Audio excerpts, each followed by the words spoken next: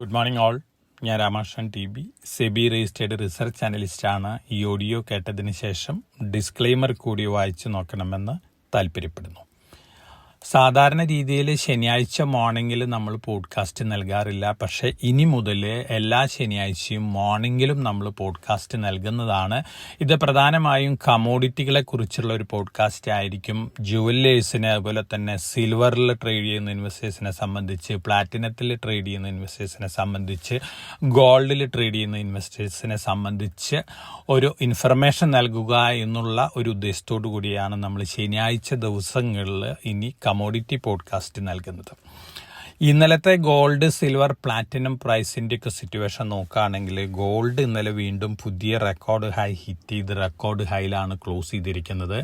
$4,991 per ounce ആണ് ഇന്നലെ spot gold hit ചെയ്തിട്ടുള്ള റെക്കോർഡ് ഹൈ. ക്ലോസ് ചെയ്തിരിക്കുന്നത് $4,983.1 പെർ ഔൺസിനാണ്. അതോടൊപ്പം സിൽവറും ഇന്നലെ പുതിയ റെക്കോർഡ് ഹൈ ഹിറ്റ് ചെയ്തിരിക്കുകയാണ്. $103.51 പെർ ഔൺസ് ആണ് സിൽവർ ഹിറ്റ് ചെയ്തിട്ടുള്ള റെക്കോർഡ് ഹൈ. ക്ലോസ് ചെയ്തിരിക്കുന്നത് $103.08 പെർ ഔൺസ് ആണ്. അതോടൊപ്പം പ്ലാറ്റിനം ഇന്നലെ പുതിയ റെക്കോർഡ് ഹൈ ഹിറ്റ് ചെയ്തിരിക്കുകയാണ്. $2,789 പെർ ഔൺസ് ആണ്, ഡോളർ പെർ ഔൺസ് ആണ് ഇന്നലെ ഹിറ്റ് ചെയ്തിട്ടുള്ള റെക്കോർഡ് ഹൈ. ക്ലോസ് ചെയ്തിരിക്കുന്നത് $2,776 പെർ ഔൺസ് ആണ്. അതോടൊപ്പം തന്നെ പലേഡിയവും ഇന്നലെ പുതിയ റെക്കോർഡ് ഹൈ ഹിറ്റ് ചെയ്തിരിക്കുകയാണ്. പ്രഷ്യസ് മെറ്റൽസ് നല്ല രീതിയിലാണ് ഇന്നലെയും മുന്നേറിയിട്ടുള്ളത്. ഇതിന് പ്രധാനപ്പെട്ട കാരണം ജിയോ പൊളിറ്റിക്കൽ ടെൻഷൻസ്, അതുപോലെ തന്നെ സെൻട്രൽ ബാങ്കുകളുടെ ഡിസിഷൻ.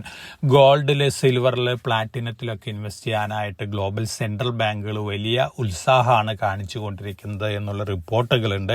ഇതിൻ്റെയൊക്കെ ഒരു ഇമ്പാക്റ്റ് ആണ് ഇന്നലെ ഈ കമോഡിറ്റികളിൽ ഉണ്ടായിട്ടുള്ള മുന്നേറ്റം.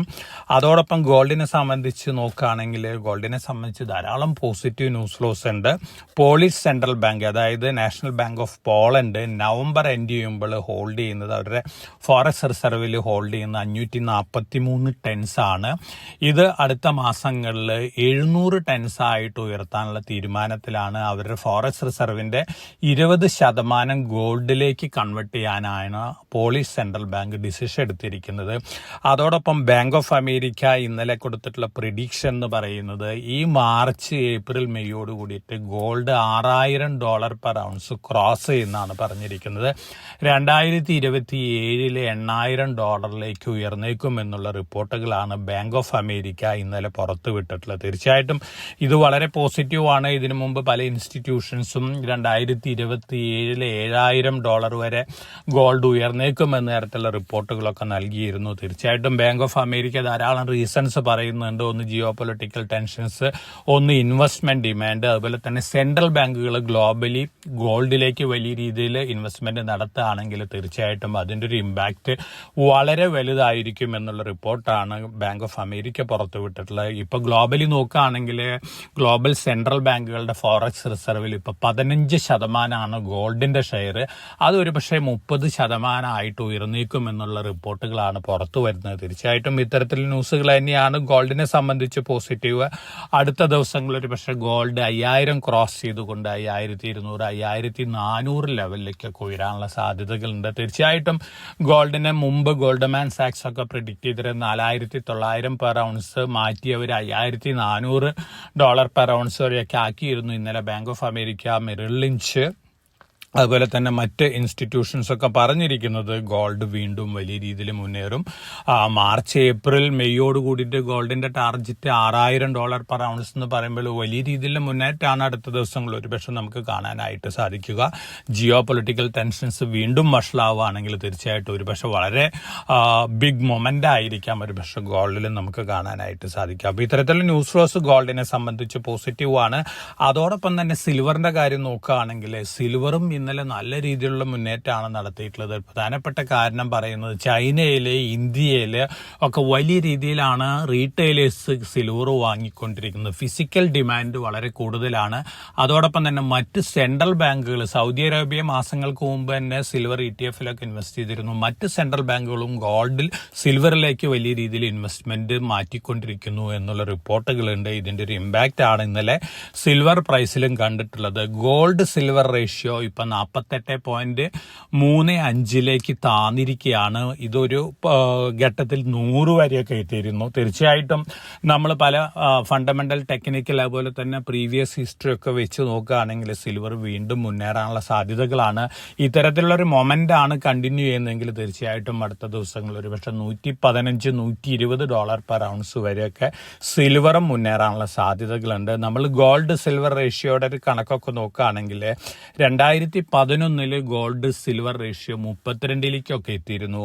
അത്തരത്തിലുള്ളൊരു സ്ഥിതിവിശേഷം ഇപ്പോൾ വരികയാണെങ്കിൽ, അതായത് ഇപ്പോഴത്തെ ലെവലിൽ ഗോൾഡ് ആ പ്രൈസ് മുന്നേറാതിരിക്കുക, അതേസമയം സിൽവർ പ്രൈസ് മുന്നേറുകയാണെങ്കിൽ ഗോൾഡ് സിൽവർ റേഷ്യോ 32 വരികയാണെങ്കിൽ തീർച്ചയായിട്ടും സിൽവറിന്റെ പ്രൈസ് ഒരു പക്ഷെ $135 പെർ ഔൺസിലേക്ക് ഉയരാനുള്ള സാധ്യതകളുണ്ട്.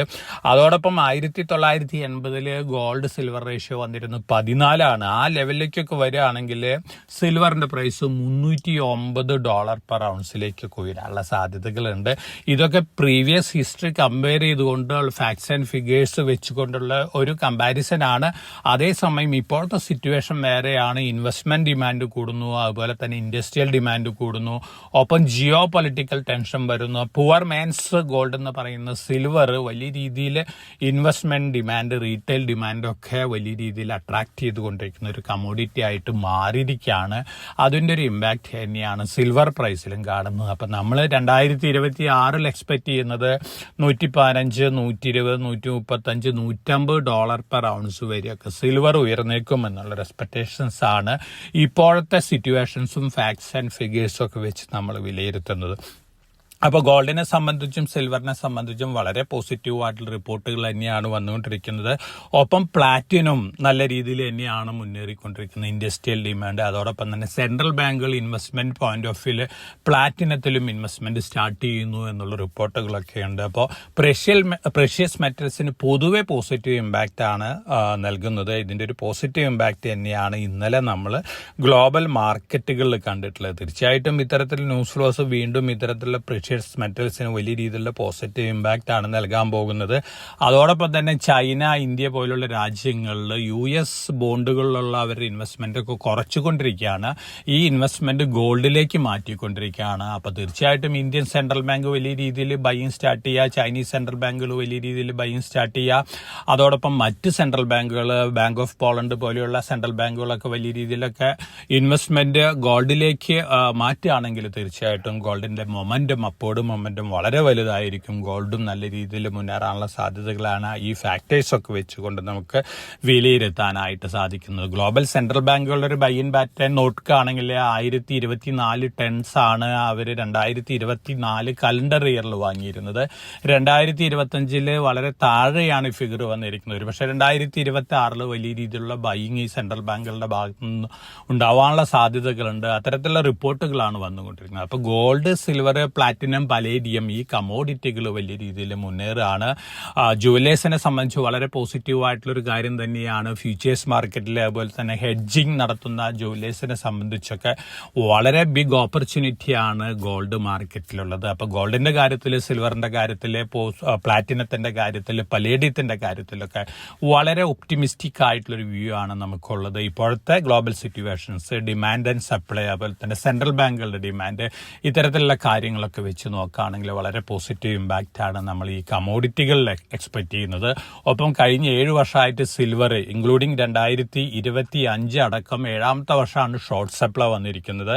അതോടൊപ്പം തന്നെ കഴിഞ്ഞ വർഷത്തെ സെൻട്രൽ ബാങ്ക് ബൈയിങ് ഗോൾഡിന്റെ പുറത്ത് വരാനുണ്ട്. ഒപ്പം കഴിഞ്ഞ വർഷത്തെ മൈനിങ് നടത്തി കഴിയുമ്പോൾ ഭൂമിക്കടിയിലുള്ള ഗോൾഡിന്റെ ക്വാണ്ടിറ്റി 51,500 ടണ്ണിനടുത്തേക്ക് താഴാനുള്ള സാധ്യതകളുണ്ട്. അപ്പോൾ തീർച്ചയായിട്ടും എല്ലാ വർഷവും 3650 ടൺസ് ഗോൾഡ് മൈൻ ചെയ്തെടുത്തു കഴിഞ്ഞാൽ 2040-41 കൂടിയിട്ട് ഗോൾഡ് റിസർവ് 0 ആയി മാറും. തീർച്ചയായിട്ടും ഡിമാൻഡ് കൂടും. അതുപോലെ തന്നെ ഫിയർ ഓഫ് മിസ്സിംഗ് ഔട്ട്, ഫോമോ ഒക്കെ ക്രിയേറ്റ് ചെയ്താക്കാം. ഇങ്ങനെ വരുമ്പോൾ ഗോൾഡ് വലിയ രീതിയിൽ ഒരു പക്ഷെ മുന്നേറിയേക്കാം. നമ്മൾ പ്രതീക്ഷിക്കുന്നതിനേക്കാളും വളരെ വലിയൊരു ഫിഗറിലേക്കൊക്കെ വരാനുള്ള സാധ്യതകളുണ്ട്. അപ്പോൾ തീർച്ചയായിട്ടും ഈ കമോഡിറ്റികൾ, പ്രഷ്യസ് മെറ്റൽസ് നമ്മുടെ പോർട്ട്ഫോളിയോയിൽ 10 മുതൽ 15 അല്ലെങ്കിൽ 20% 5% വരെ അലോക്കേഷൻ കൊടുക്കേണ്ടത് ആവശ്യമാണ്. ജുവലേഴ്സിനെ സംബന്ധിച്ച് ഈ പ്രഡിക്ഷൻസ് ഒക്കെ യൂസ് ചെയ്തുകൊണ്ട് ഫ്യൂച്ചേഴ്സ് മാർക്കറ്റിലും ഓപ്ഷൻസ് മാർക്കറ്റിലൊക്കെ ഹെഡ്ജ് ചെയ്തുകൊണ്ട് നല്ല രീതിയിലുള്ള പ്രോഫിറ്റും ഉണ്ടാക്കാവുന്നതാണ്.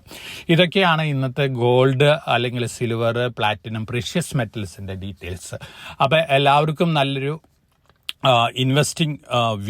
ഇൻവെസ്റ്റിംഗ് ഡേ ആശംസിച്ചുകൊണ്ട് ഞാൻ ഇന്നത്തെ കമോഡിറ്റി പോഡ്കാസ്റ്റ് ഇവിടെ അവസാനിപ്പിക്കുകയാണ്. Thank you.